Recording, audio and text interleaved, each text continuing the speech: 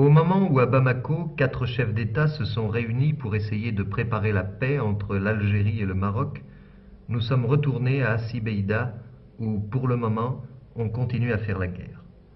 En théorie seulement, car au puits d'Hassi-Beïda, dont l'attaque a déclenché toute l'affaire, nous n'avons trouvé que des soldats venant tranquillement se désaltérer ou remplir des citernes. Ici, dans le désert, on fait la queue pour remplir une gourde, une bouteille thermos, un casque, pour avoir de l'eau. C'est le problème majeur, celui qui fait gagner ou perdre les batailles.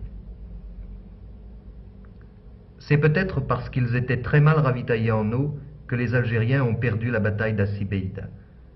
Car il est maintenant évident que les Marocains ont gagné la partie. Ici, ce sont les premières lignes marocaines. Elles sont installées en territoire algérien. Hassi-Beïda est loin derrière nous. Devant, il n'y a rien, rien que le désert. L'armée nationale populaire a disparu, elle s'est retirée à plus de 40 km de là, à Tinfouchi, sa base arrière. Mais en laissant pas mal de monde derrière elle. L'équivalent d'un bataillon a été encerclé dans cette gorge. 60 hommes au moins ont été tués, les autres ont été faits prisonniers par les forces royales marocaines du général Driss. Les prisonniers portent encore l'uniforme vert olive de l'ANP, mais pieds nus pour éviter les évasions.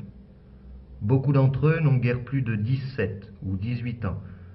Nous n'avons pas eu l'autorisation de leur parler, mais plusieurs, nous a-t-on dit, venaient de la région de Tiaret. À l'hôpital militaire, nous avons vu d'autres prisonniers algériens, blessés ceux-là. Inquiets, hébétés, certains portent encore sur le visage toutes les souffrances d'un combat qui a été très dur.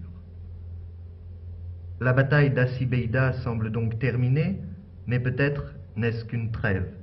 Pendant qu'à Bamako on parle paix, dans un nuage de poussière nous avons croisé en revenant du front tout un bataillon de Marocains qui y montait en renfort.